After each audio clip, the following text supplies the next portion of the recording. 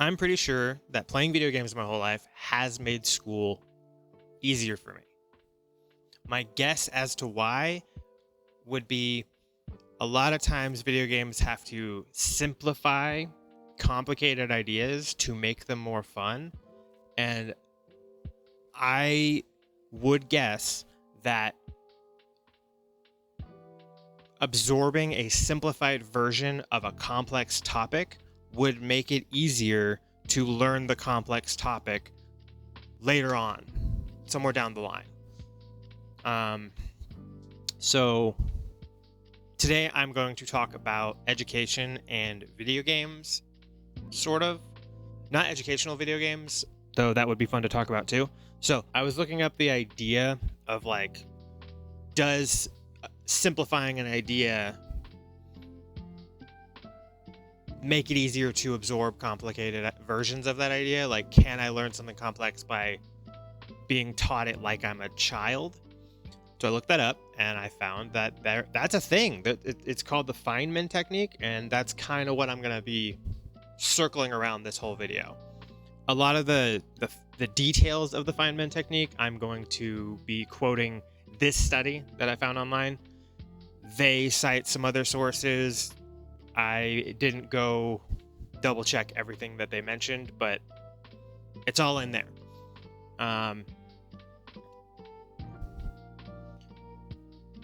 In that study, they mentioned a theory called the constructivist theory, which suggests that learning relies on what people already know, and new ideas are created from like adjusting old ideas. So you're not really understanding it just because you're hearing it. You need to actually sort of use the knowledge yourself and like form the opinions yourself, or the information yourself. They also mentioned another concept called autodidactism, which is just kind of a fancy term for self-learning, like self-directed learning, they called it. They think that the learner should learn to regulate their own learning. So you should be making your own choices, not just taking in information. And the third thing they referenced was heutagogy, I don't know. And that's self-determined learning, which didn't seem that different. So I think they were just I think they were mentioning all three of those to support their same idea. Like they're just agreeing with that. That's too smart for me. I'm just gonna go on. The technique, Feynman Technique. There's 4 steps. Step 1 is write down everything you know about the subject. So when you're going into it, what do you already know? Step 2 is to explain the topic as simply as possible, as if you're talking to a child. Step 3 is to review missing information. So what didn't you clarify very well? What don't you understand in your simplified view? And step 4 is to simplify the language even further, using analogies or comparisons, whatever, to make it even more simple. And then you basically just repeat steps 2 through 4 until you feel it is locked in. I kind of think that when you're playing video games or watching movies or TV or reading, there's a version of that happening to you. You're not using all 4 steps, but I feel like a couple of those steps are happening to you repeatedly. So I'm going to be using Runescape for a lot of my examples because it has a lot of examples. I played it a lot when I was in 6th grade. There's a lot of skills in that game, and they're weirdly detailed. They're not like crazy detailed, but they're more detailed than you would expect. Because they want it to make sense, I guess. What got me thinking about this when I was younger was I remember playing it. And so in the game, you mine copper ore and you mine tin ore, and then you bring it to a furnace to make bronze. And I had heard the words tin and copper and bronze before, but I didn't know bronze was copper and tin.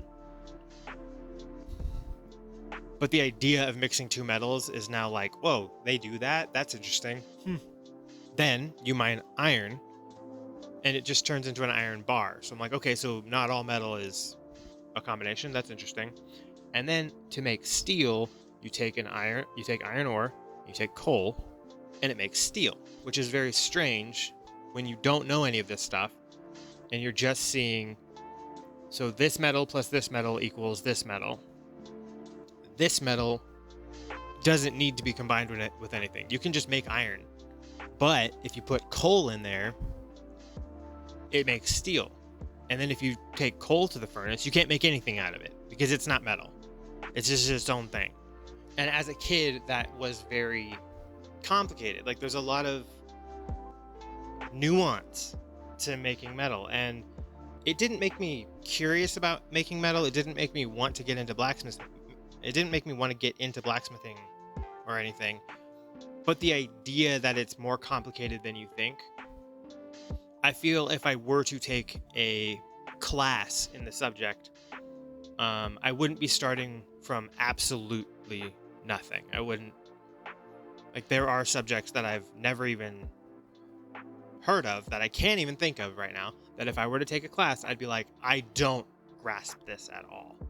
But that's not the case for some of these things. But that's a good example of doing the second step of the technique, which is just making steel is more complicated. Like, I think in real life, you're using coal. You're turning coal into carbon, and you're using that carbon to extract some of the impurities. And I think you also are mixing in other metals on top of that to make iron into like a stronger steel with properties that you want. I'm not sure, but so it's much more complicated than iron plus coal equals steel. But you're starting, like, that's step 2. Step 3 would be figuring out why you're using coal, like the carbon stuff. Like, that's clarifying missing information. Filling in the missing information would be step 3. Game's not doing that part, but it is doing step 2. Another example, in the game, you can make glass. You can make jars and stuff. You combine sand with soda ash to make molten glass. And then you take that molten glass and use it on a blowing pipe, do a funny animation, and that gives you a beer mug or whatever. Just the funny animation of it all was enough for me to think that's funny, and I want to do it again, and I want to see the guy do the little dance. Also, what the hell is soda ash? And you get it from cooking seaweed. So you cook seaweed, that turns it into soda ash. You take soda ash and a bucket of sand to a furnace, and that makes glass. And then you blow it like a bubble using a weird pipe. That's kind of cool. Again, I'm sure that's missing steps. I'm sure if you know how to make glass, you know that that's not exactly it. But it's there. Like, you would probably hear that stuff if you were to take a class. But that is another example of the second step. And I would say step 1 is just, I don't know any of this. You don't need to write down what you know if you know none of it. So you can skip step 1.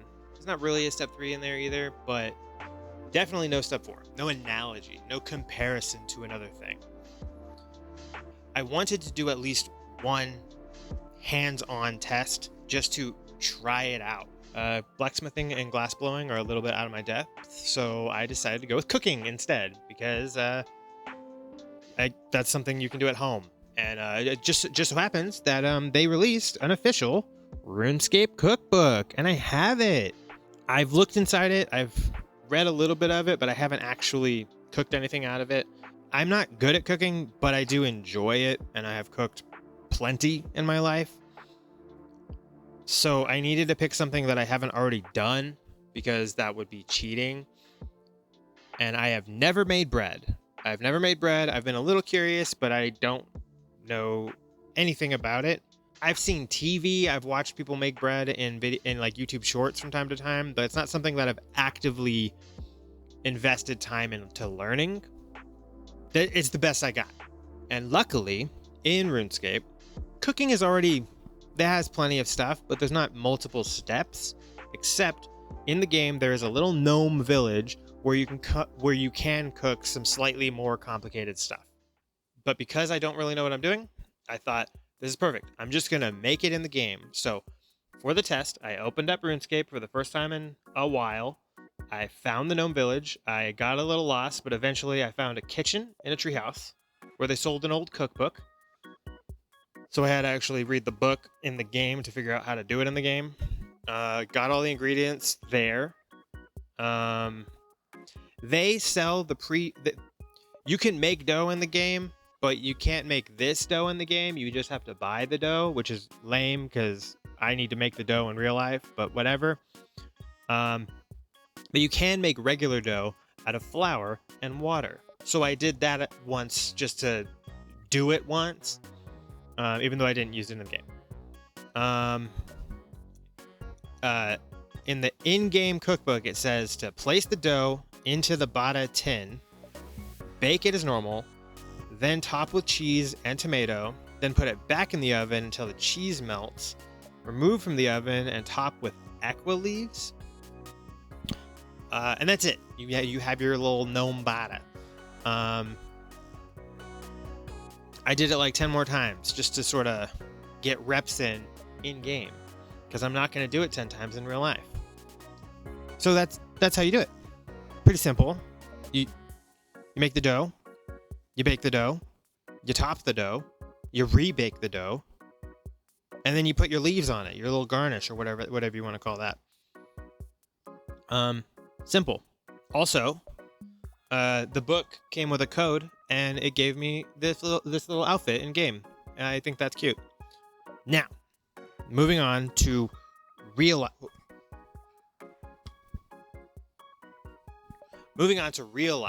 It was the same process, except it was way more complicated. The book also separated making the dough from making the bread into 2 separate recipes, which I was, relieved by, because there's a lot of prep and there's a lot of waiting. You don't need the whole recipe, but I'm kind of going to give it to you anyway. You mix the flour and the water and salt and some instant yeast. Hand mix it, and you leave it in the bowl for 12 hours covered. You have to separate the dough from the bowl, fold it in on itself, and then leave it for another hour. When it's finally ready, you take the dough, turn it into 4 little loaves on a flat tray, which is the weirdest mental hiccup, which in the game you're using a bread tin, which is like a container that you put it in. And for this, you were specifically had to use a flat tray. And then you leave it for another hour. And then you bake that for 20 minutes. Pull it out, put the cheese on it, put the tomatoes on it, and some olive oil and some salt. And then you put it back in the oven for 3 minutes to melt the cheese. And then you cover it in some basil, because aqua leaves don't exist, I think. And there you go. It's bread. It made bread. It was kind of cool. And it works. It worked. Now, I gotta say, I might get some heat for this, but I don't really like bread. So making this was honestly kind of silly, because whatever. But my girlfriend liked it. So that's nice. That's my bread test. What did I learn? Did this support my thoughts? Not really. I didn't really expect to learn much about this whole Feynman method through making some bread. Reading the study online, it's they know what they're doing, and I'm not doing that. I'm not really doing science over here. I kind of just wanted to use this as an excuse to bake bread for my first time, and it was fun. It was kind of cool. I do think playing the game a little bit beforehand did help. It helped a little. It felt like having a friend who's really excited about a class tell me about their class, and then later I take the class. So when new and weird words pop up, you're like, oh, I've heard that word before. And you're kind of just more entertained, which I do think being entertained makes it easier to learn because you're actually paying attention, you're focused rather than drooling and staring into space. It just kind of makes you feel smarter, even though you're not really. And it makes the class more interesting.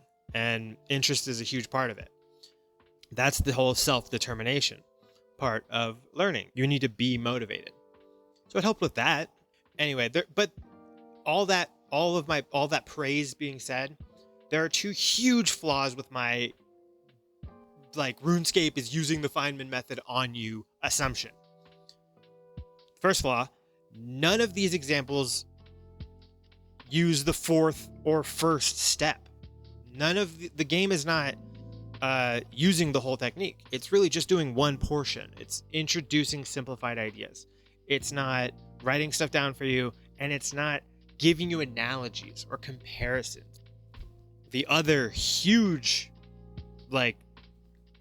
X in this idea is the whole using the technique on you doesn't really work. The whole point is that you are the one using the technique. You are the one that is forming the ideas. The teacher can give you the facts, can give you the information, and then you're the one writing it down. You're the one summarizing it, and then you're the one expressing those simplified ideas to somebody else. I need to be telling someone else these thoughts in order for me to learn the topic more easily. And video games can help introduce ideas to me, but I needed to compare the subject to a different subject so I can express that to someone else.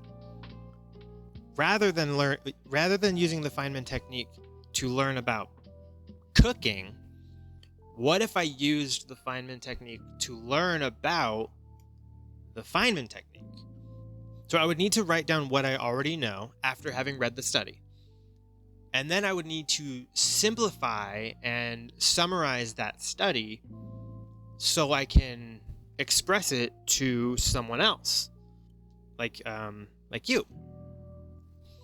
And then for step 3, I would need to re-familiarize myself with the technique and see what I'm missing. Like, of the 4 steps, I need to identify that the blacksmithing skill doesn't contain the other 2 steps. I'm missing some. I need to remind myself of those things. And the glass blowing also doesn't have those steps, and I need to remind myself of that again. As far as coming up with analogies and comparisons, talking about RuneScape as if it is a learning technique, that's my comparison. So rather than this video being about RuneScape teaching me everything, is this video just an excuse for me to try out the Feynman technique to learn the Feynman technique? Yeah, that is what I'm doing right now. So, is there anything you're trying to learn? Leave a comment down below. Simplify it for me so I can pick up on it and you can solidify it. If you want, I don't know.